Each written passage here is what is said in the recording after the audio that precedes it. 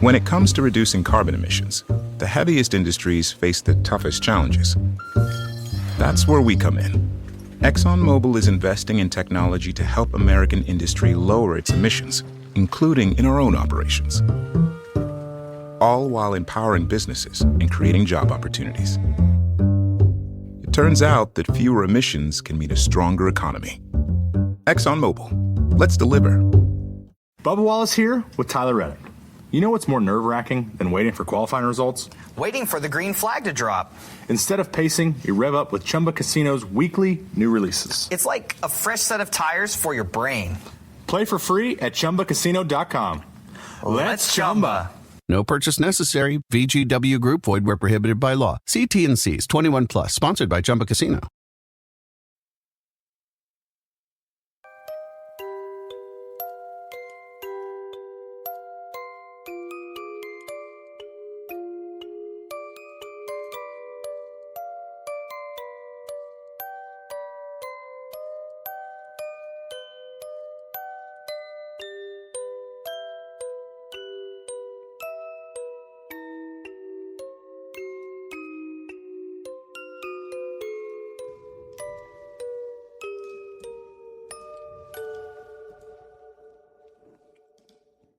Welcome to another episode of Fringe Beyond Limits. I don't feel better after that. No? Me neither. No. No, all right. I mean, I need a new noise. that sounds like a you issue, Well, in all honesty. yeah, well. So, how are you ladies doing? Living the dream. Liar. I don't know. I'm trying to manifest a happy Oh, happy right. life. Yeah. Happy wife, happy life, right? No, well, I mean, if you want to go by that motto, that's great. But it Yeah. should be happy spouse, happy house. Mm. So, what if only one spouse is happy? Well, then it's not a happy house. Okay. So There's both. a disparity, There is. It's uneven somewhere. right? Yeah. Somewhere. Over the rainbow. God. Anyway, you sound like Eeyore. You guys all sound sleepy today. Just a tad bit. I'm always sleepy. Where's the drugs so we could be I all know. like happy and hyper? I know. I forgot to bring the cocaine. Oh shoot. We'll just have to settle for cashews. Pretty much. Sugar coated And cashews. just can't chop them up, snort those. Yep. Oh, Well, that would hurt. have you ever tried snorting a pixie stick? No. I've seen people do it. I've been asked to do it. Have you? Yeah. Oh, you have. That's why she probably asked, because I had figured. That's where the cocaine Yeah. started. You don't need it. What? Cocaine? Yeah, No? just pixie sticks. Those Yeah. are legal. Yeah. Yeah. All right. Just a packet of sugar. Yeah. How did that make you feel? Like burning. Like Especially when you choose like lemon. Oh, yeah. It's like, oh, I'm sniffing pine sol. Yeah. It's Do you have same lemon thing. pixie sticks? I don't think I've ever Well, seen you don't want the lemon one. blue ones. Then your nose looks like a Smurf. Do they still make pixie sticks? Yeah, they do. Oh, yeah. When's the last time you ate a pixie stick? Oh, probably in my 20s. I was saying Yeah. me probably like 5 years ago. Yeah. Yeah, in my Like, 20s. how do you get away with just marketing pure sugar in a Yeah. paper pouch Yeah. and say, There's like those vendors now Here, where you go to kids. like carnivals and stuff that's like, pick whatever powders you want. Make your own powder stick. just like Oh. Fun Dip? It's the same Yeah. thing. It's just like Oh, take a sugar stick, dip Yeah. it into, lick Into- it, and then dip Yeah, it lick into it. more sugar. yeah. Colored sugar. Baby Yeah. bottle pop. Yeah. Lick the pop, dip it and shake it. Dude, And lick it again. I have no idea what you're I, talking I about. don't Baby either. bottle pops. I don't know what that is. Yeah, me neither. Oh my. I remember I think I'm in a baby different bottle Mandela universe. Yeah. pops. These guys. They're like everywhere. Those are like the rot your teeth out candy, like Oh, yeah. kind of like the ring pop level of sugar. Oh. I had a friend growing Yeah, up who would I never did those. what's like the squeeze gel sugar? I don't know. I had a friend in like elementary school. Like we would always go over to her house because she had so much candy in her house, and we never had candy at my house. So I'd be like, "What do you got?" And she had this. It was like a red squeeze tube gel, like Ooze tube. yeah, it was basically like toothpaste type of a Oh. tube, and you just lick liquefied red 40 and sugar. I mean, They called it candy, and it's legal. coming from Generation X, You guys ate rocks. I mean, come on. We had candy shaped like cigarettes. Yeah, that's true. That gum like went bad after like 2 chews. Yeah. Oh, Bazooka. the zebra stripe gum. Oh, that was flavor, but same thing. Or That tasty, literally but- like 1 second and there's no flavor. Yeah. No, and it was but- hard as a rock. Yeah. Yeah. But it tastes good for that 1 second. Yeah. So you just stick 17 more sticks in your mouth. Yeah. I mean, we created these candy cigarettes and jawbreakers. Yeah. I mean, remember those things? Yeah. You would crack so many teeth Yeah. trying to, because you don't want to suck on something for that long. No. You Yeah, know? that's what she said. That's what everybody says. Yeah, everyone. Jaw gets tired. Did you ever have, were warheads a thing when you were a kid? Like, I remember like, Yes. I would say to- I would say that was more when I was like or tear jerkers. 14, 15. Mine were crybabies. I love crybabies. Yeah, no, I love sour candies. Yeah. And the warheads just aren't as sour as they used to be, I think. They're not. They're So soft. Yeah. at work, I get like pack of candy for like the walk, like because I'm up front, so I put candy there. Warheads come in there, and literally, I had one. I'm like, the sour lasts for like 2 seconds before it gets sweet, and then obviously the rest of it's sweet. But like you said, it's not Yeah, as powerful as I remember. yeah, even the Sour Patch Kids have gotten soft. Oh, those were never like sour to me. I want to try them sour with Skittles because those used to be sour too. I wonder how less they got. I love chewing on a carnauba wax. What you wax your car with? Yeah. Or you probably had the wax lips. That was probably a thing. Yeah, we did. Or the bottles. Yeah, the bottles with the juice inside of it. I'm seeing it right here. Nick Nip. Yeah, it Like wasn't something named. like that. It wasn't named that. No, It was. I don't know. It was probably just named bottles. just something. It was Yeah. just like wax. It was very with like uncreative. It's like was you my drink day. the liquid from it and then you chew the wax because it had like the flavor, but then you spit the wax out after. Yeah, no, yeah, we did have that. That I did have every once in a while. But I love peanut M&Ms. Yeah, those are good And- ones. Second would be peanut butter M&Ms. Oh, so Yeah. good. Brian was obsessed with those for like 3 months straight at one point. That and Twizzlers. I do love a good Twizzler. Oh, Yeah. Not many people like Twizzlers, and well, I that's don't understand. more for me. It's That's good. fine. Are you like a traditionalist? The strawberry. Yeah, Okay. yeah. Like I'll I do love the cherry pull and peels. Yeah. Like Yeah, those they're are, okay. Those are kind of fun. Yeah. Or the cherry bites. Yeah. yeah, those are okay. Like, you know, when you want something different, that's fine. But no, I stick to the strawberry Twizzler. You know, The Twizzler traditionalist guy. yeah. But what do I still every once in a while I'll still buy a whatchamacallit. I didn't even know they still made those. Yeah, they do. Whenever I see one, I'm like, oh, you know what? I just gotta have one today. Yeah. Yeah, those are yummy. Or my like nostalgia candy, like especially for a road trip, is a payday. I just love a payday. I love a good payday. Yeah. Yeah. What's your go to candy, Brie? It Are you depends a- on what I'm in the mood for. Usually, I don't do chocolate because I'm not always in the mood for chocolate. But sometimes it'd be like a sour candy or Twizzlers. Actually, Yeah. Mine's got to be just like munch on and like have there. I would say peanut M&Ms. Yeah. Yeah. Fun. I used to keep like a big bag in my car because I drive so far for work Yeah. until it knocked over and spilled all over my car. At least they don't melt in your hand. No, that's true. They didn't melt in the car either. Yeah. So I had, Which should make one question. yeah. It's a 10,000 degree day. Oh, yeah. And chocolate doesn't melt. But yeah, I had to go and vacuum it all out. So I went to was it gas station or wherever, and you just hear them all going right up the hose. You know, I'm like, oh my god, I can't believe I spilled that many. Speaking of it doesn't melt, did you know that drumsticks don't melt? Like the chicken. drumsticks. Sorry, the ice cream. Really? Oh, Yeah. really? Somebody told me they don't melt. You can put them on your counter. Or you could put them in the fridge. I don't think that's true.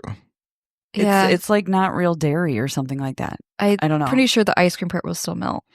Yeah, I mean the cone. I've had wouldn't. like several people like Yeah. test this or say this Yeah. to me. I Well- don't eat that type of ice cream. One, I'm so- not going to test it because I don't want to put a drumstick to waste Wait a because those are minute. good. Hold on. What do you mean you don't eat that kind of ice cream?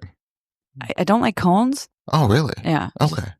Like I just every didn't time you understand what you meant by that. No, just give me ice cream in the raw form. I don't want a cookie. I don't want a Really? cone. I don't want to. No, I just in a bowl or in a cup, whatever. So no Sundays for you. No sundae. Just give me a couple scoops. That's all I want. You know what's really good still is Wendy's, not Wendy's, Dairy Queen, and their covered cone. Like they dip it or or something? The dippers? Yeah, dippers. Yeah, they Like- take a cone and they dip it in Oh, chocolate, and I always like gets it hard. dip it in cherry. Yeah, yeah. I haven't had one of those in such a long Or time. the other one what they do is what the crunch. A crunch coat. Yep. That's Missy gets a crunch coat blizzard with extra crunch coat. Interesting. That's what I've always gotten her, or sometimes a Snickers. You can't go wrong with a Snickers blizzard. Have you ever had one? Yeah, but I'm a cookies and cream or Reese's. Like those are my go-to, There's- concrete mixer and whatever you call it. Right. For limited time only, I wish they'd bring it back. Dairy Queen had the drumstick blizzard. Mm. And that was actually really good because they That'd be took like the interesting. waffle pieces and it was covered in chocolate. So it was like little pieces of that everywhere. It was really good. Yeah, Shamrock Shake's gonna go away soon. Uh-oh. Brian finally got his. I don't remember the last time I had one of those. I mean, Missy gets one every year. Yeah. Yeah, it's like her own like nostalgic. Brian's the same way. I never get them. No, me neither. So I don't consider a milkshake a dessert Why? because it's a drink. To me, Kinda agree anything with you. sweet can be a dessert, but that's just me. No, then that means a banana could be a dessert. Yeah, fruit can be a dessert. No, it can't. Yes, it can. No, it can't. Yes, it can. No. Yes. Yes, it can. Yes, it can. Yes, it can. No, it can. No, it Like can. banana cream pie. Banana's Yeah. a dessert. Yeah, the pie is what makes it the And dessert. healthy people eat fruit for dessert. Healthy people are stupid. I eat cheese for dessert. I stand by my statement. I stand by my statement. Your statement doesn't make sense. What? Healthy people are stupid? Yeah. No, that's Cheese isn't healthy. it is. Mm. I mean, maybe not the amount Depending on how you look at it. Just give me a whole wheel and I'm Right. just chewing on it like a mouse. My nickname was Cheese Wheel. Gross. I don't stop. Yeah. No, stop. We're done with the I'm conversation. just saying. Okay, that's what my things that keep nickname you was. up at night. Let's go. Frank's cheese wheel keeps Frank's, me yeah, it does. I may not touch bottom, but I'll spread the shit out of it. Oh, Oh Lordy. God. You're welcome. No. All right. Do you guys want me to go first? Yes, 'Cause please. I need you to stop talking afterward. I don't know how we're going to get through this episode. Yeah, Then. me neither. We're just going to have to read it in our heads and hope. Yeah. Can Hopefully we have mind readers out there. Can we project this into our listeners' minds? Yep. All right. So this is mine. So if history itself could speak, what do you think it would tell us? And here is the answer. If history had a voice, it would not whisper, it would scream. And you would cover your ears just as you always have. It would tell you that you have learned nothing, that you march in circles calling it progress, that every war, every revolution, every so-called new age is nothing but the same mistakes in different costumes. It would laugh at your pride, at your belief that you are better than those before you, that you are enlightened, evolved. But tell me, what has truly changed? The weapons are sharper, the lies are more refined, the masks more convincing, but the hands that wield them, still human, still corrupt, still blind. History would show you that empires do not fall, they repeat, that the heroes you worship were villains to someone else, that justice and power have always belonged to those who write the records and those who live in the truth. And if history could feel a little, it would be exhausted. Exhausted from watching you chase the same illusions, from watching you destroy what you swore to protect, from watching you drown in your own arrogance, thinking you are any different from those who came before you. But perhaps the cruelest truth is this. History has always spoken. In the ruins, in the bloodstained pages, in the echoes of the fallen. You just never wanted to listen. The past does not repeat itself. Humanity does. Ouch. Yeah. But also not really wrong. No, not You know? wrong in the least. Yeah, so that kind of just makes me look at my life and the wins and losses and mistakes and I've made it I make the same mistakes regardless. It's just like that thing said, it's the same mistake, just a different costume, different time of my life that I Right. made it. It's so weird. So And yeah. you can also even take that a step further is that, okay, you made your series of decisions in one life and you're reincarnated to make new decisions the next go around and you're still the same person. Mhm. making the same mistakes, causing history to essentially repeat the same cycle. Right. Yeah. Causing humanity. Yeah. Yeah. No, agreed. So that kind of, I read that and that made me think for a while, which I don't like to do. Keeps me up. You think the thunks? The thunks and the funks. So, Brie, as you're trying to stay awake over there? Yep. Yeah. Any thoughts on what I just read? Oh, I agree with what you just read. Yeah. What parts? All of it. All right. Who wants to go next then? I mean, I guess we're going to wrap up that part of the segment. I can go next. You sure? Yes. All right. Can you ever commit a truly selfless deed? My side of this is no. Why? Because even though you're thinking something is selfless, but you usually do something selfless because it makes you feel good. To me, that's not that you're still being selfish because it's making you feel good, not selfless. Okay. Because doing something selfless basically is like you're not getting anything out of it. You're just doing it because. Mm-hmm. When is that truly? To me, it's really true. You can't because to you, you do something. You're like, I'm not getting anything out of it. I just like it. Makes me feel good. It's still not selfless. Interesting. So, are you saying that feeling good is a selfish emotion? Yeah. Why couldn't it be? Because it's something that you're doing for yourself. You're just being selfish with it. So it's just because you're being selfish by something doesn't mean it's a bad thing. No, not at all. Yeah. So, watching my wife succeed at something brings me joy and happiness. Yeah. That's a selfish. On your side, yeah. But I didn't do anything. Well, but that's a selfless deed. Act yeah. Right. But you didn't. Yeah, you're not doing anything. That's different from what I'm asking. But I followed up and asking you, so feeling good is a selfish act in itself. I'm talking about deed, not like... Right. So I don't get what you're trying to... Because you're talking about feeling in general. I'm talking about doing something to do something. Right. So you're saying doing something for others. Because you're just talking about feeling. I'm not talking about that. Right. Yeah. I understand what you're talking about. But what you're not getting is that you're saying that a selfish act leads you to feel good.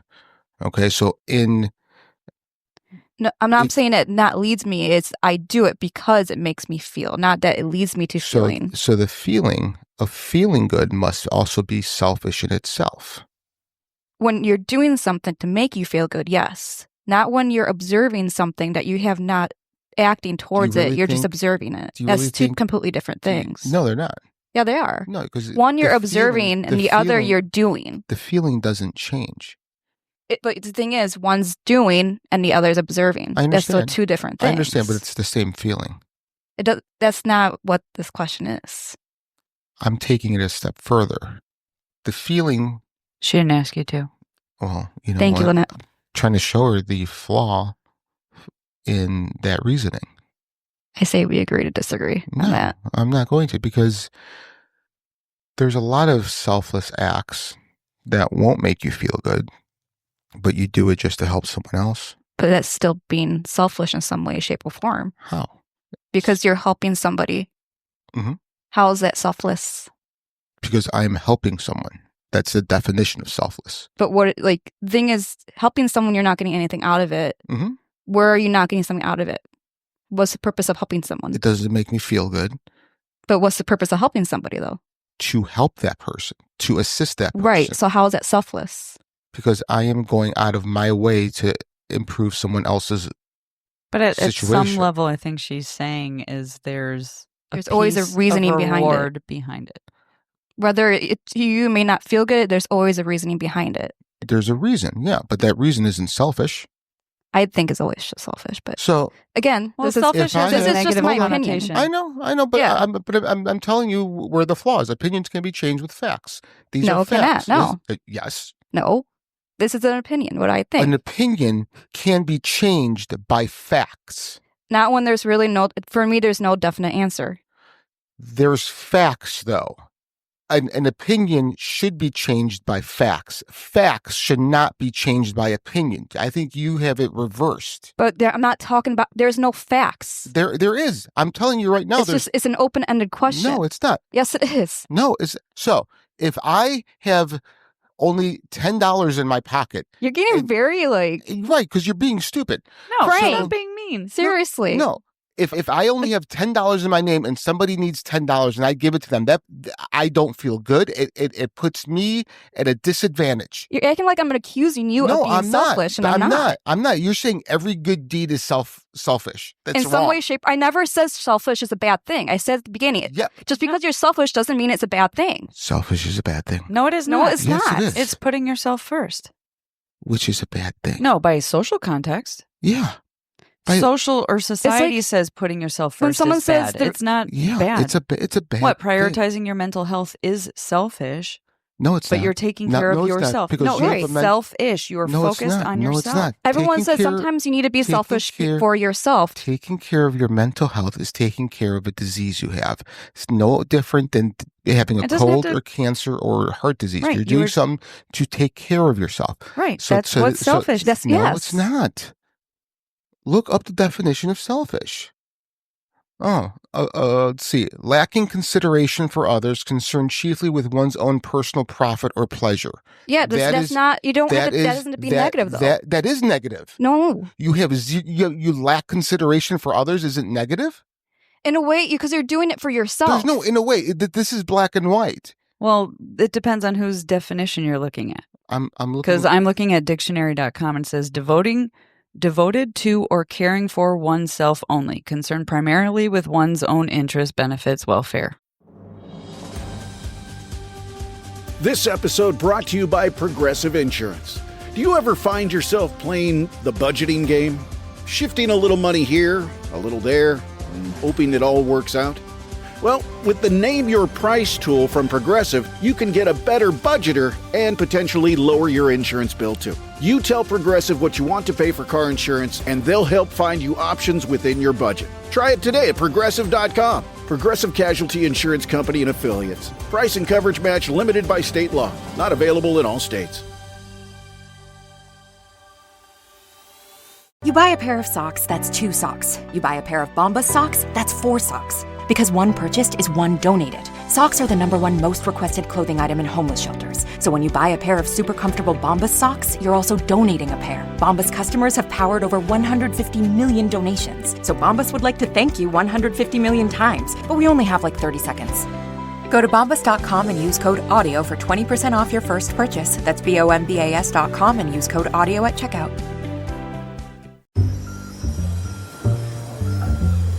Can lighter structures really be stronger? Yes, they can. ExxonMobil is helping advance American industrial innovation with Proxima Systems, enabling a lighter and stronger alternative to traditional rebar while lowering greenhouse gas emissions to help build a more efficient construction industry with sustainability in mind. ExxonMobil. Let's deliver. Do you have $10,000 or more in credit card debt? Maybe you're even barely getting by making minimum payments. With credit card debt hitting record highs, National Debt Relief offers real debt relief solutions for people struggling to keep up. These options may reduce a large portion of credit card debt for those who qualify. You don't need to declare bankruptcy, and you may be able to pay back less than you owe regardless of your credit. National Debt Relief has already reduced the credit card debt for more than 550,000 consumers. So don't wait. If you owe 10, 20, or even hundreds of thousands of dollars in credit card debt, you can now take advantage of this financial debt relief as the cost of living increases. To find out how much you could save, visit nationaldebtrelief.com. That's nationaldebtrelief.com. Yeah, that's not good. That's if I'm not- only concerned about my welfare, Sometimes you have to be selfish, and it's not a bad thing. to take care of yourself. If you are going through something, yes, mental health is a disease. So that's taking care of yourself. That's not being selfish. Agree to disagree. Oh my God, you guys are stupid. It's okay. All right, who's next? I'm going to be selfish and take this time for Good, myself. good. I hope so. It's the only time I'm going you to get. try and lighten the mood here. Oh, please don't. Okay. Because I want to stay like this. No, because opinions can be changed by facts. Yes. Yes. Okay. What if imagination is not real? What if we just pulled these ideas from other incarnations or the collective conscious memory bank?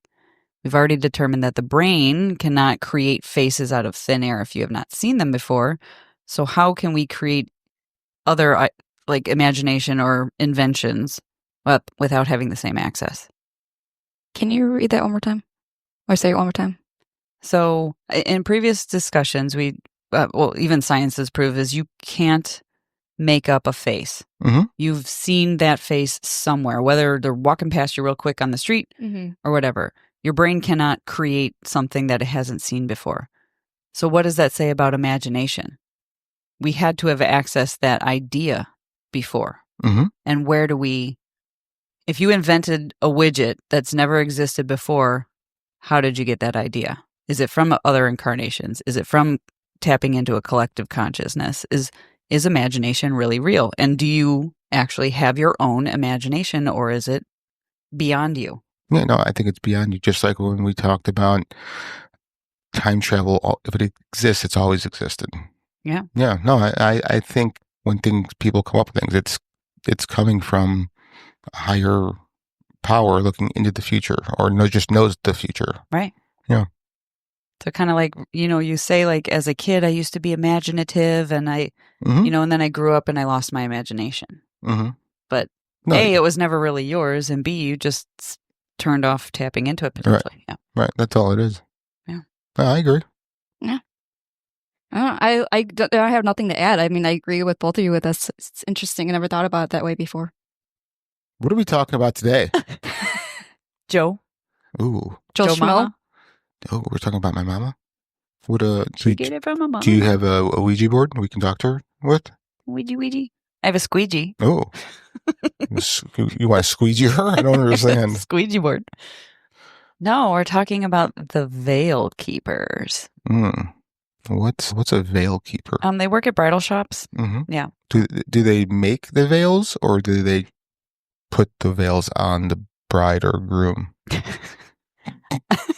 or the groom. No, they're like the architects. Did you ever? Okay, so I did do a movie once. Ooh. Have you heard of the Adjustment Bureau? Yes. Nope. No? Nope. Who's in it? Like Matt Damon? Matt Damon. What's her? I can picture her face. The old man. What's his name? I have her face. She's got like a narrow bird face. Does she have breasts? Yeah. Emily Blunt. Yeah, Blunt. Yeah, so she's in it. Oh, Anthony Mackie. Is he related to? Yeah, he's Tony or Bobby Mackie. He's the new Captain America. Yeah. Oh, I did not do that movie. Oh no, I don't do superhero stuff. Why not? Not my jam. All right.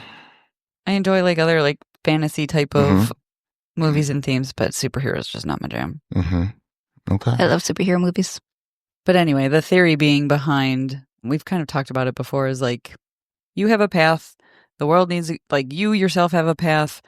Your neighborhood has a destiny. Your city, state, country, world has a destiny. And there are these entities that are kind of like the bumper bowling that make adjustments to keep you on that track and make changes. And perhaps the theory behind Mandela effects, or when you're driving down the road and you're like, I swear, I lived in this town for 30 years and that little corner shop used to be a grocery store. And, now it's, everyone tells me it was never there, that sort of thing. Mm-hmm.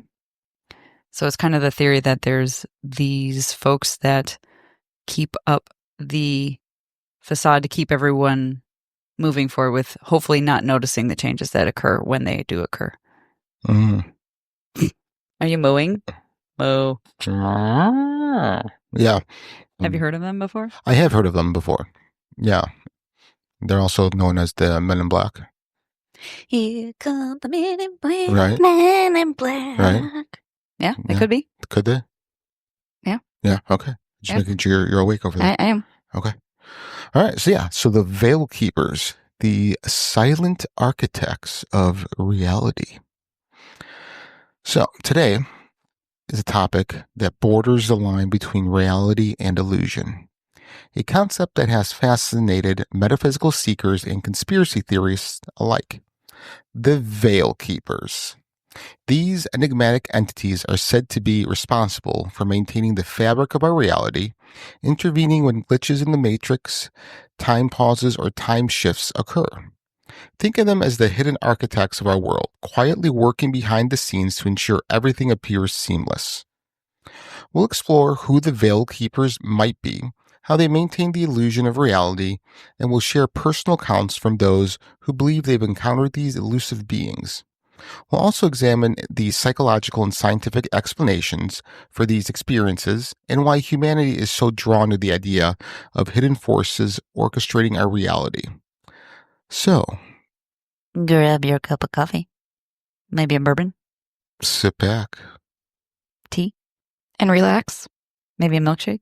Because it's not dessert. This is true. Yep. Okay. And prepare to go beyond the veil. Ooh. Can a smoothie be dessert? Can what? A smoothie? No, that's breakfast. No. It's a drink. It's not. So. What about a protein shake? Also, no, that's just silliness. That's a snack. Also, the Veil Keepers are also mentioned as the Watchers.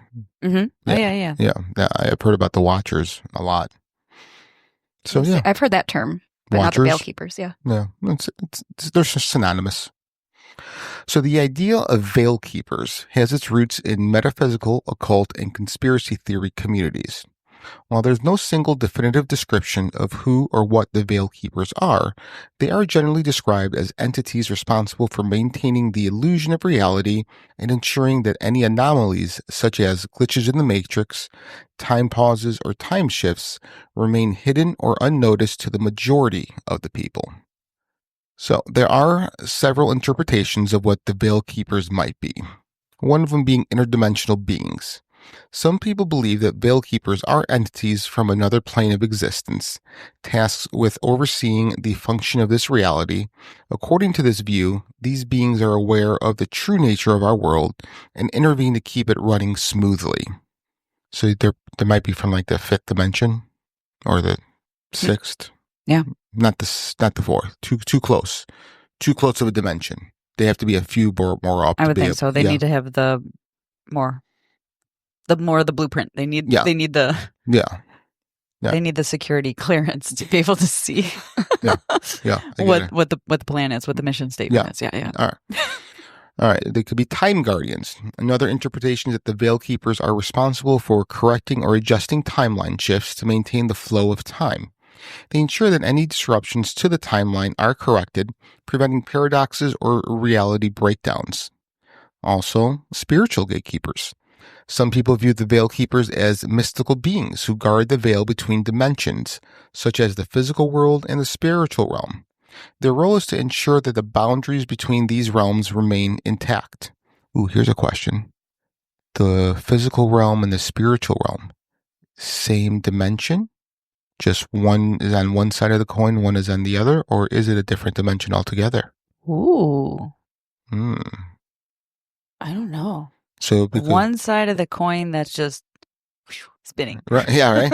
Well, because time doesn't exist, I guess, in the spiritual realm. All right. But it does in a way because we're still being reincarnated in a certain time, right? So there's still some sort of function of timekeeping. And maybe it's just like a different.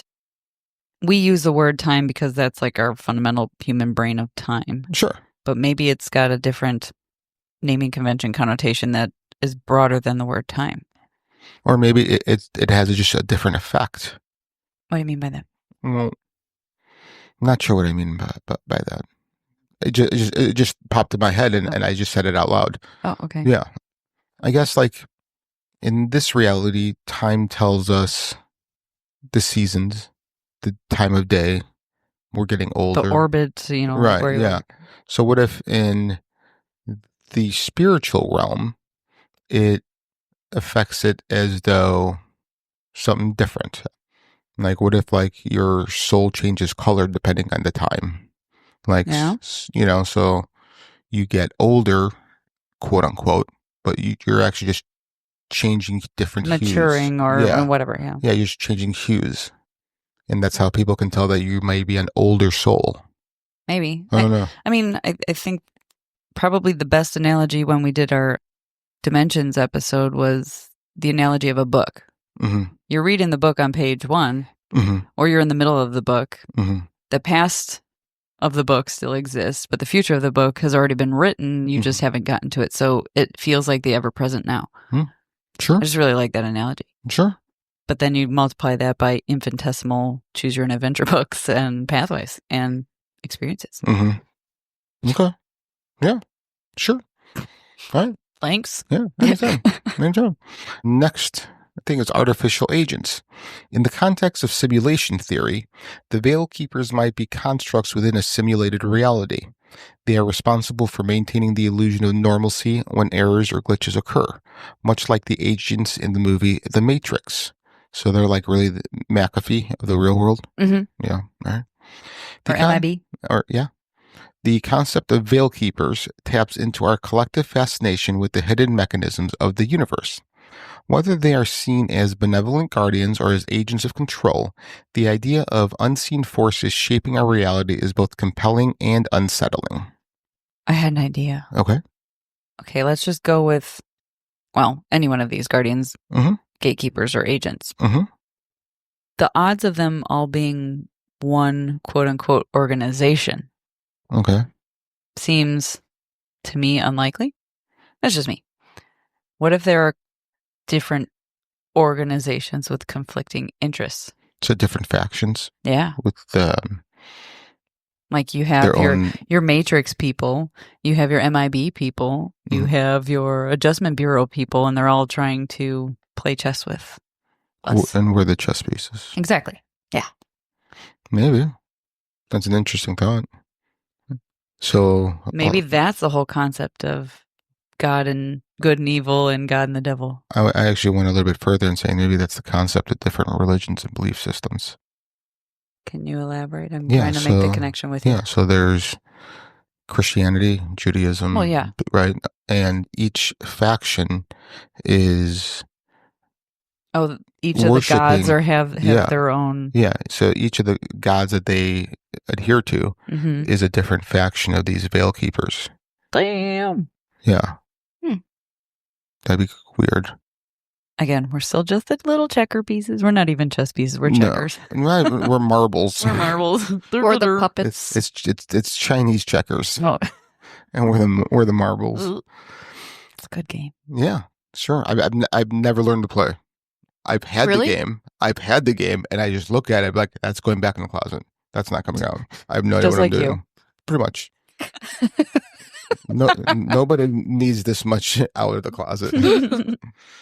So time glitches occur, such as deja vu or the feeling that time has reset. These experiences can be unsettling as they create the sense that something is off or out of place.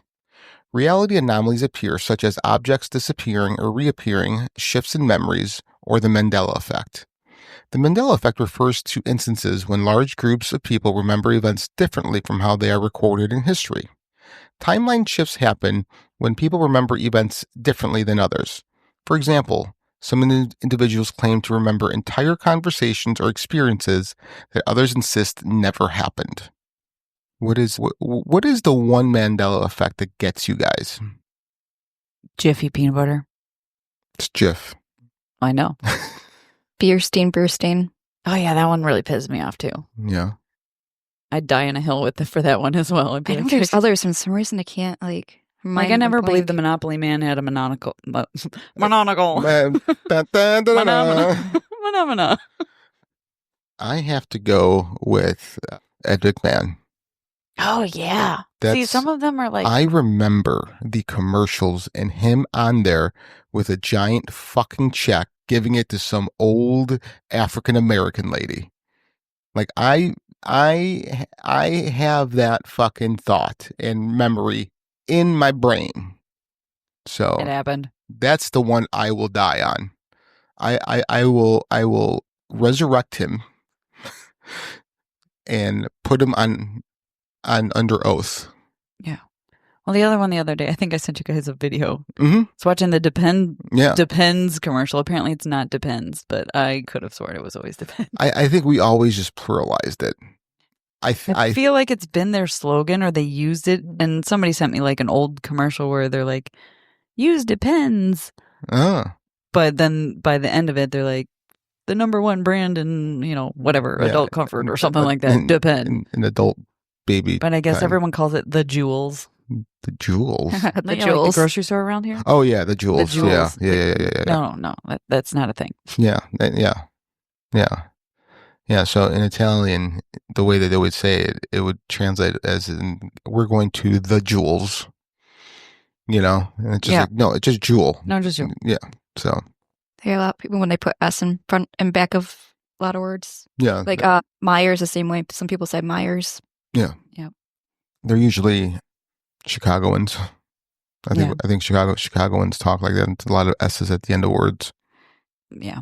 Except for we don't say Illinois. Anyone out there, it is not Illinois. Yeah, you don't pronounce the S. No. You know what is another one that kind of bugs me? Oh, I know we're getting off topic. That's right. Is Gap. Everyone calls it the Gap, but it's not the Gap. It is Gap. Didn't it used to be the Gap? Or is that a Mandela effect? I don't know. I never really shopped at the Gap. I mean, it sounds stupid to say I never shopped at Gap. Not really. I think that sounds better. I don't know, but everybody says the Gap. The Gap. Mm-hmm. Oh, actually it was originally called The Gap. Then it got switched. I mean, I remember the commercial fall into the Gap. Mm-hmm. Well, but I don't remember seeing. I want to see their logo with a the in front of it. I don't think their logo has a the in front of it. It's Gap Inc. The Gap Inc. They've been chiving too long. Mm-hmm. The Gap. Mm-hmm. Yeah. Anywho. Yeah. So some theorists believe that the Veil Keepers are responsible for the following interventions: erasing or altering memories. One of the most common theories is that the Veil Keepers have the ability to erase or alter memories to make people forget or misremember the details of a glitch. This would explain why many people experience feelings of confusion or missing time. Creating distractions. Another theory is that the Veil Keepers create distractions to redirect attention away from anomalies. This might involve causing sudden confusion, loss of focus, or introducing events that pull attention away from the glitch. Some people believe that Veil Keepers have the ability to reset time or manipulate events to maintain the illusion of a continuous, seamless reality. This could explain why certain events seem to repeat or why people experience deja vu. The idea of Veil Keepers suggests that they play a crucial role in maintaining the stability of our reality. If they are real, their work is essential to preventing humanity from becoming aware of the true nature of existence, whether we live in a simulation, a collective dream, or some other constructed reality. So do you think maybe the Veil Keepers are just programmers, coders on the other side, and then they create a digital version of themselves to... So it's funny that you say that, because I was listening to a podcast where this guy, I don't remember his name, he found code while on DMT. Oh yeah, I've heard of in laser lights. Yes. Yeah. And the interesting And it's not thing, just one person. Many people have yes. seen that there's some sort of language or code. Right. It's not English. It's not like Aramaic or whatever. But there is some sort of computer code, like the Matrix. So the one thing that I found fascinating is that whoever it was walked up to the laser beam on, I think it was like on the door, like on the wall or a door or something. Yeah. And it wasn't 2D. It was 3D. So they can look down into the laser beam and see additional code running down it, and then look up it and see additional code running up it as well. And that was fascinating. Yeah. I mean, and when multiple people in the thousands have now done this and seen this, but only under DMT. Well, it also makes me wonder, did they have that idea super implanted in their head? Or is this really like, you know what I mean? Yeah, when right. a suggestion or something gets planted. But, but yeah, I want to witness it myself. Right. But it's only a specific laser. It's not just like any old laser. Well, it's like a laser level. Like, yeah. Like, right. But not, I got to go back and listen to it. I don't want to say anything that's not true. But I think it was a specific type of laser. I don't think any laser. Oh, so you can't just go to Home Depot or something. I could be wrong. I could be wrong, but I think it was a specific type, which made it even more interesting, because if that's true, then the power of suggestion wouldn't work, because you wouldn't know which laser, That's fair. You know what I mean, that's being used. I just want to know how they figured it out. They're like, dude, this guy's high. We're going to treat him like a cat. We're going to put a laser on the floor, see what he does. And then all of a sudden it's a doorway to a whole nother world. Yeah, right. That's true. We should figure that out. We should all do DMT.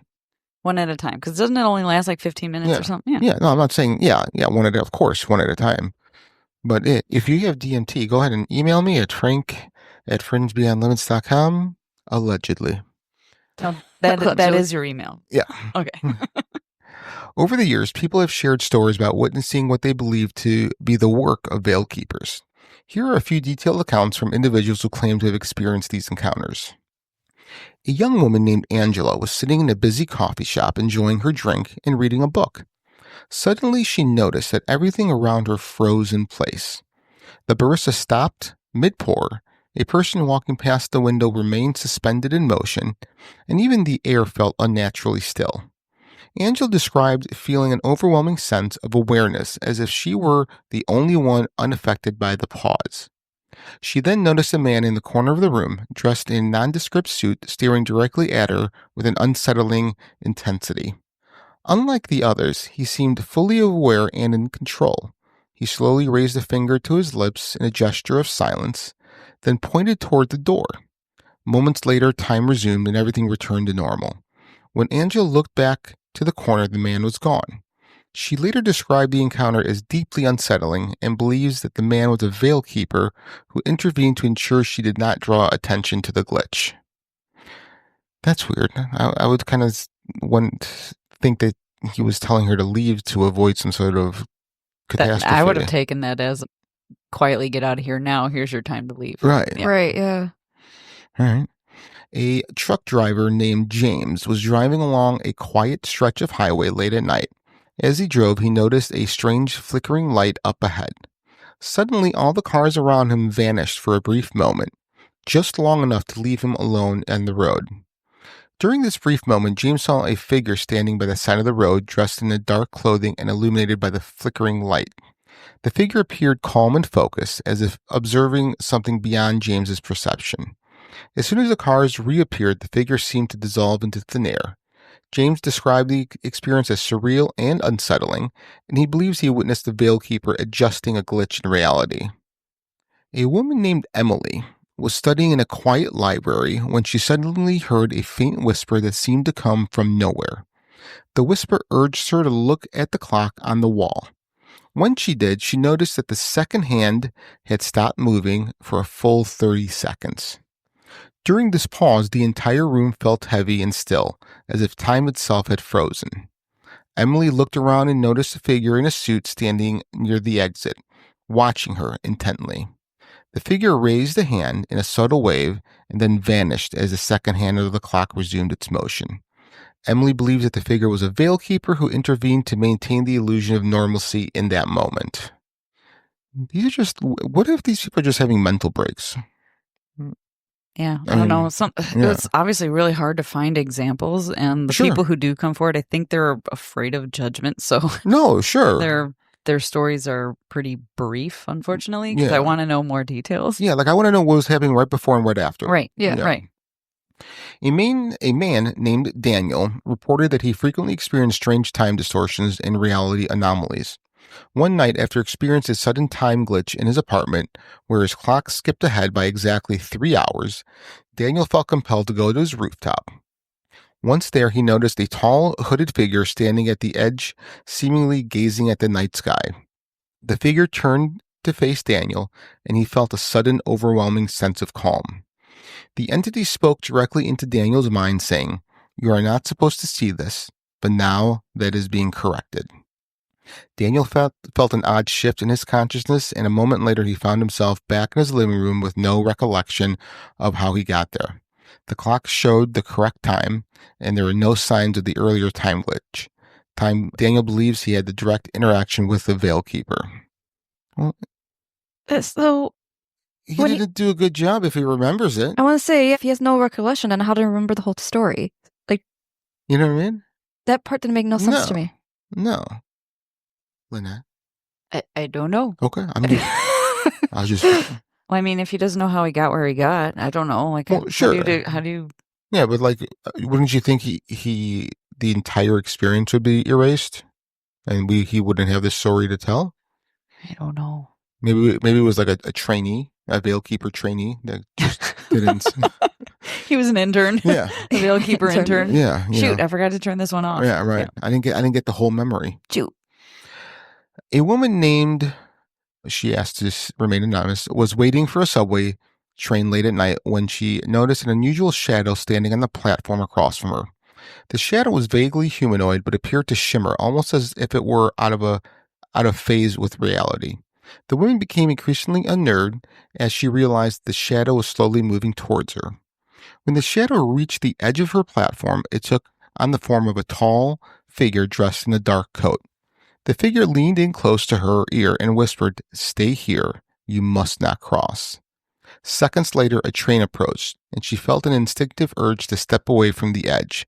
The train suddenly passed through without stopping, moving faster than usual. The woman believes that the figure was a Veil Keeper who intervened to prevent her from stepping onto the tracks, possibly during a timeline anomaly where she was meant to cross and meet a dangerous fate. The figure vanished before her eyes, leaving her shaken but unharmed.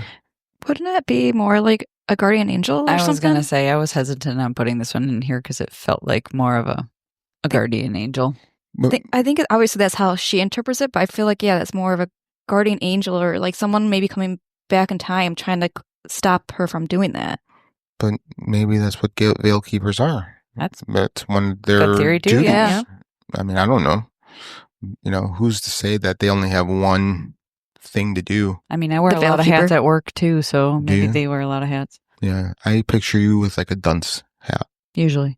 Yeah. Okay. A young artist named Jane experienced a series of vivid dreams in which she would speak to a mysterious woman who appeared in her mirror.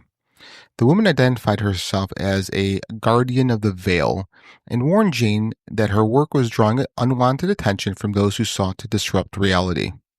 According to Jane, the woman explained that her artwork had begun to reveal hidden truths about the nature of existence, and the Veil Keepers are intervening to ensure that these revelations remain obscured. The woman instructed Jane to stop working on her current painting as it was disrupting the balance of reality.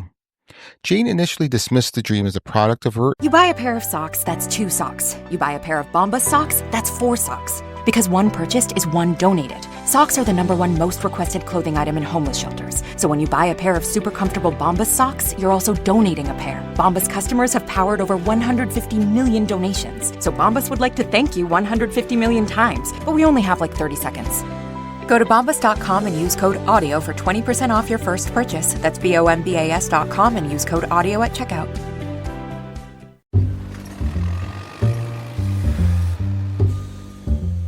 What if we could reduce carbon emissions and strengthen the economy?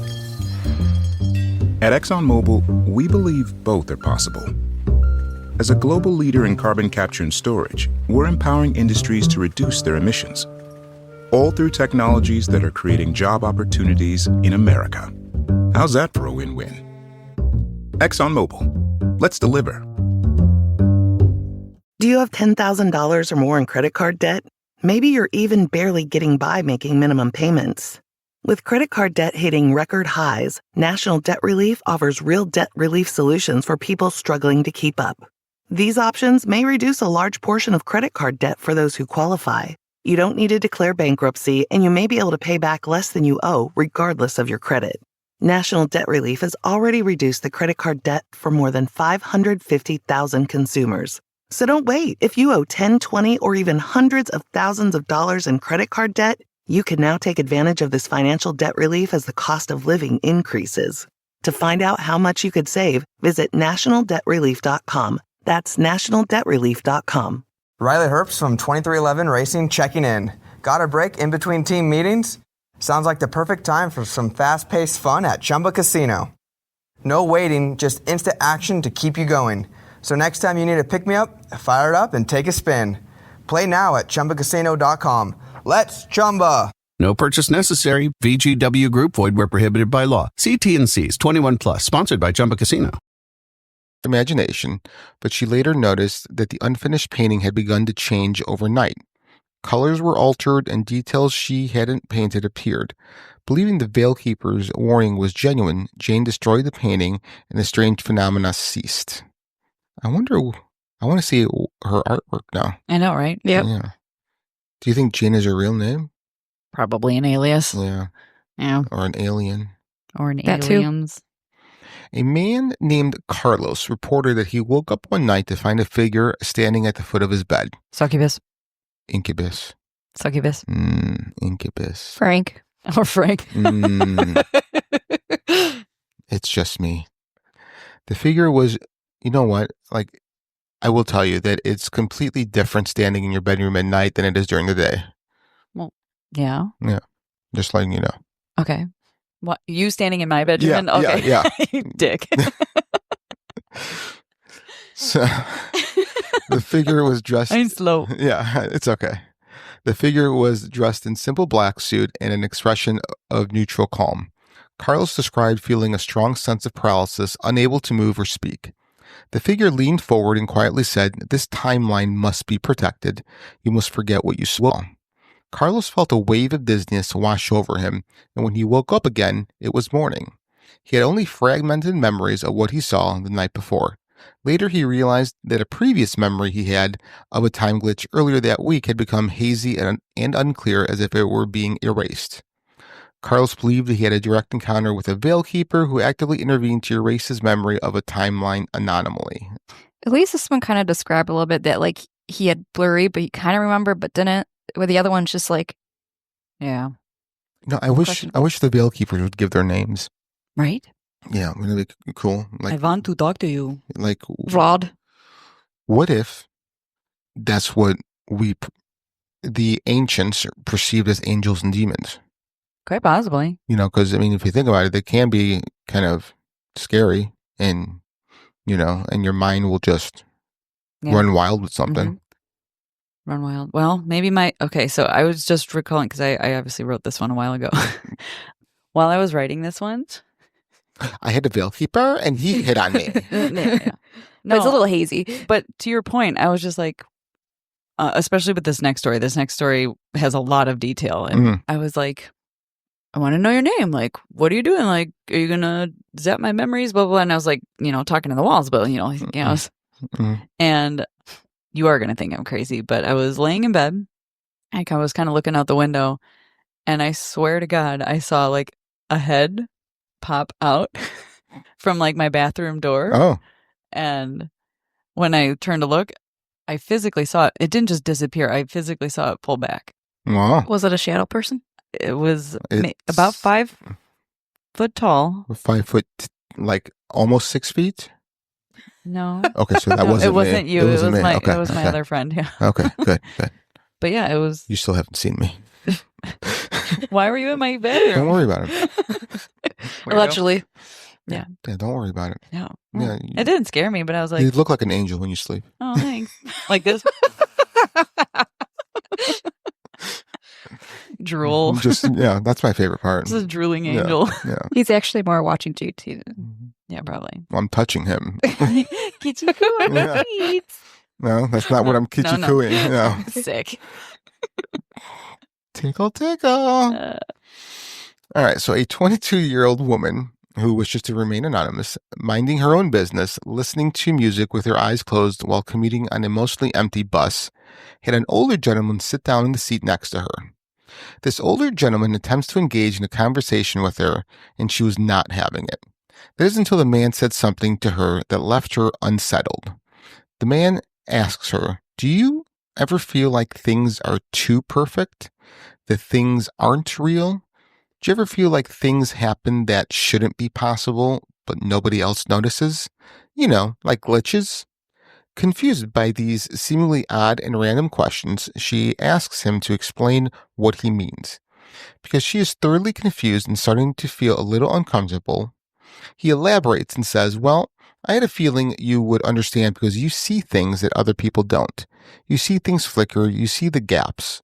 Just wanting to relax and getting a bit annoyed, she pointedly says to the man, I don't know what you're talking about. I don't know what you mean. The older man politely responds, yes, you do. At this point, the young girl finally stops to take a closer look at the man when she noticed his face and features were changing and fluidly morphing in and out of focus. Trying to compose herself, she says to the man, I'm not really following your conversation, to be honest with you. What's your name? The older man responds back to her saying, I don't really have a name that matters anymore. The girl continues to push back, now saying, well, you said that I know what you mean, and to be honest with you, I don't. The man gently responds by saying, well, I don't know that you know what I mean, but they know that you know what I mean. The girl asks, who is they? The man simply replies, the Veil Keepers. Still not knowing what this guy is getting at, she asks, what or who is that? The man goes on to say, yeah, the Veil Keepers. They're the ones that keep the illusion going and make sure that nobody notices when things shift. They are the ones that make sure that nobody knows when time stretches too long or time rewinds or when people disappear and they are rewritten. The world that you see is not real. It is just a projection. It is just a layer. The Veil Keepers maintain the script. They don't want you to notice. Shocked and not knowing what to say at this point, the girl, now fully creeped out, brushes him off by saying, well, that's insane. What does it matter if I do notice? At this moment, the bus hits a big bump and they're both jolted in their seats. The man looks around nervously and says, if you notice, they start watching you. Moments later, the interior light goes dark on the bus, and the moment they do, the man is no longer sitting next to the girl. In fact, he is nowhere to be found on the moving bus. In this moment, the girl was overwhelmed by ringing and static noise in her ears, and her vision was going blurry. During this episode, the girl swears she observed several dark shadow-like figures standing all around her on the bus. These shadows had featureless faces that seemed to study her, had limbs were just wrong, and they were grotesquely stretched in unnatural ways. The bus lurches again, her vision returns to normal. The static ringing in her ears stops, and everything looks back to normal. She looks around at the other passengers, and everyone seems to be going about their business and completely unfazed. When the bus reaches her stop, before disembarking, she asks the driver if the buses are monitored, recovered, and have secret security. The Veil Keeper just messed with me. Yep. And have security footage. The driver tells her yes and to call this number. The next day she calls, and eventually, after a little back and forth, she was able to obtain a copy of the footage of her bus ride. When the girl reviews the footage, she sees herself talking to an empty seat. After the bus hits that bump and the passengers are all jolted, the video seems to glitch for a split second. There appeared to be a figure sitting beside her on the bus, but the blurry image does not look human or solid. It is a transparent shadow that is somewhat an unnatural, distorted shape to it, and then it is gone. These accounts, while anecdotal to the observer, fuel the belief that there are forces working behind the scenes to maintain the illusion of our reality. Now I'm kind of wondering, are shadow people veil keepers? Because with your story, and then just hearing this one, makes you wonder now. Yeah? Because I know we haven't talked about the topic yet, but shadow people are like, no one knows exactly what they are. So what if that's just one part of what they are? The veil keeper. Maybe. That's interesting. I like that theory. That's interesting. There was another, it wasn't like a full-on story, but Dolores Cannon's written like 20 books. Yeah. And I think I couldn't find which book it was because I listen to audiobooks, so it's not like you could just thumb through pages and figure out where it was. But I believe it was in her Convoluted Universe book. She mentioned that there was a time, and I'm trying to recall, I want to say like back in 2012, something like that, where during one of her hypnosis meditations. One of her clients said there was a time where the whole world was essentially put to sleep for like almost like a chronological 24-hour period, while there was some adjustments or something that needed to be made, and everybody woke up as if it was the next day or going about their business or whatever. So I was just thought that was an interesting one that would have made sense here if I could have found the passage to read it. But yeah, maybe that was us dodging the 2012 apocalypse. Yeah. Who the heck knows? Yeah, who knows? But yeah, are they shadow peoples? Are they peoples? Ooh, what if they're peoples? I think it's all of the above, because the guy said that he doesn't have a name that matters anymore. Right, like there's agents working on behalf of. Yeah. Or also puppeted of. Yeah, that statement gave me the creeps. Have a name that doesn't matter anymore. Do you think he got stolen? And now he's just he got his identity stolen. Yeah. Online. Yep. Yeah. Online, yeah. It's the worst. It is. Calling about an extended warranty will get you every time. Listen, I call them back. Like, I want the warranty. You're like, give me that warranty. While the concept of veil keepers is fascinating, it's important to explore a more grounded explanation for these experiences. Our brains are wired to seek patterns, leading us to perceive meaning, coincidences, or anomalies. This cognitive bias can make us believe that unrelated events are connected. Misremembering events or experiencing false memories can create the illusion of timeline glitches.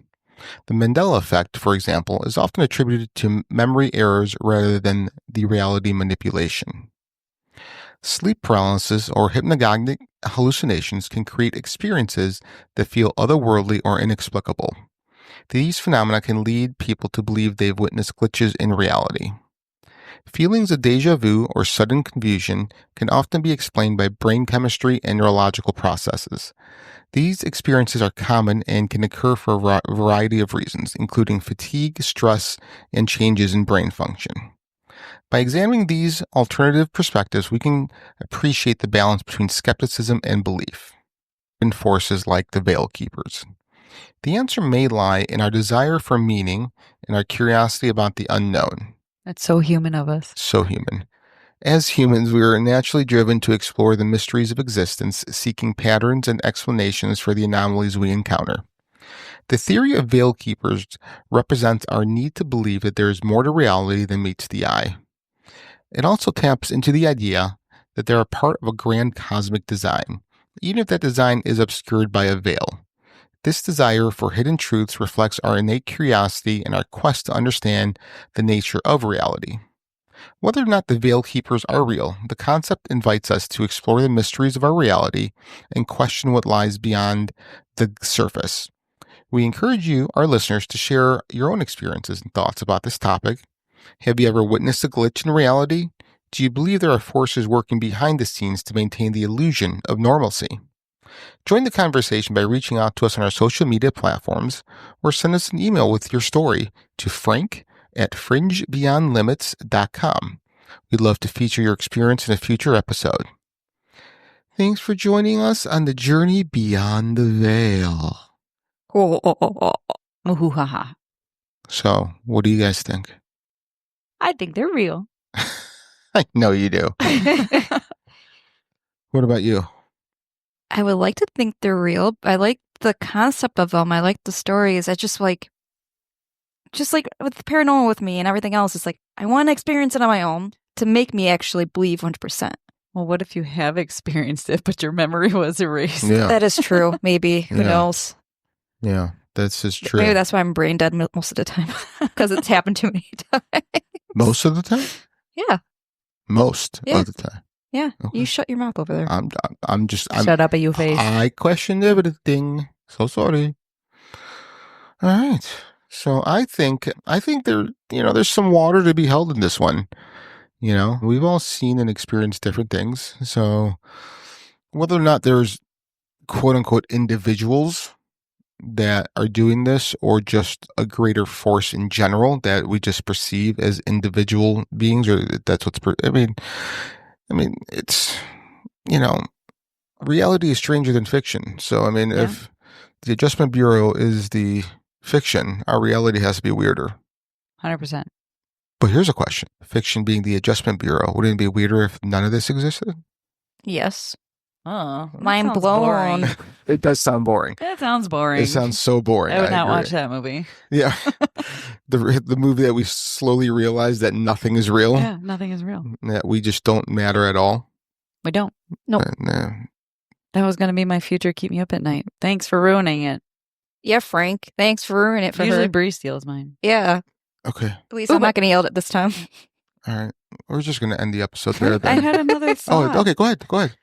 Okay, so like I feel people would come back and say, okay, if there's, these veil keepers or people who adjust reality, why would they let World War II happen? Why would they let 9/11 happen? Why would they let XYZ happen? And I'm wondering if everything has happened that will happen, that can happen, what if they're just trying to make sure that we're not overlapping a timeline? To make sure that everything runs its own individual thread of a timeline. Mm-hmm. Because we might want to keep converging on the same thing over and over, and maybe we need a different choose your own adventure solution. So they're trying to guide you away from the decisions that you've made on a previous timeline or a parallel timeline. Yeah. That's fair to say. Or, if we're here to learn, we have to experience both good and bad. And that just doesn't mean personally or in just my view of things. Maybe it has to be a global thing as well as time. So that's probably why there's great times of peace and great times of war. Is we just need to learn from that as a whole. And that's why those instances are allowed to happen. Because as a human base, we need to not understand, but be able to experience and at least try to learn. Obviously, when it comes to war, we really haven't. There's been, or we really did blow ourselves up with atomic bombs, and they had to rewind time, and we had to go back to do not pass go, return to start, whatever. And try that path again where we didn't blow ourselves up because we went into nuclear war. Yeah. So that plays... Still learning the lesson, though. Which I'll tell you guys off air because I like it so much I can't tell it on air. I don't think you've ever said it because you didn't want us to even steal your movie idea. No, you guys can steal it. It's fine. Okay. I'll sue you guys. Okay. That's not a problem. No, Yeah. So... Didn't we all sign NDAs when we walk into this room? Yeah. There's some distinct sex packs in there. Sex packs, not six packs. No, I heard six packs. Yeah. You had a typo on your contract. Oh, did I? Was that it? God damn it! I thought we were gonna have bush lattes or something. Yeah, definitely having bush lattes. Yeah. Definitely slurping from the fountain there. Yeah. So. I hate the word slurp. Oh, the word moist. No, that's the name of my volleyball team. The Moist Slurpers? No, just Moist. Just Moist? Exclamation point. Yeah. One before and after? That'd be awesome. Or it could be the Spanish way where it's one's upside down. I moist? Yeah, I E moist. E moist. So, all right. Well, thanks for slipping off the rails here. Yeah. Slippery sliding. Well, thanks for listening. My name is Frank. My name is Brie. This is Lynette. And you've been listening to Fringe Beyond Limits.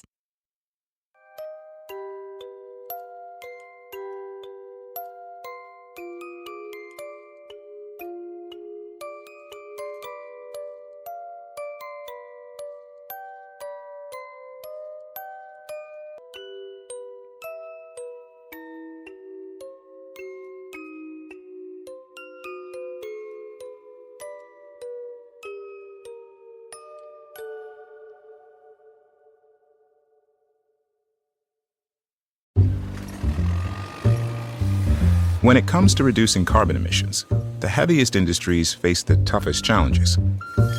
That's where we come in. ExxonMobil is investing in technology to help American industry lower its emissions, including in our own operations, all while empowering businesses and creating job opportunities. It turns out that fewer emissions can mean a stronger economy. ExxonMobil, let's deliver. Riley Herbst from 2311 Racing checking in. Got a break in between team meetings? Sounds like the perfect time for some fast-paced fun at Chumba Casino. No waiting, just instant action to keep you going. So next time you need a pick-me-up, fire it up and take a spin. Play now at ChumbaCasino.com. Let's Chumba! No purchase necessary. VGW Group. Void where prohibited by law. See T&Cs. 21 plus. Sponsored by Chumba Casino. Hi, I'm Kristen Bell. And if you know my husband Dax, then you also know he loves shopping for a car. Selling a car? Not so much. We're really doing this, huh? Thankfully, Carvana makes it easy. Answer a few questions, put in your VIN or license, and done. We sold ours in minutes this morning, and they'll come pick it up and pay us this afternoon. Bye-bye, truckie. Of course, we kept the favorite. Hello, other truckie. Sell your car with Carvana today. Terms and conditions apply.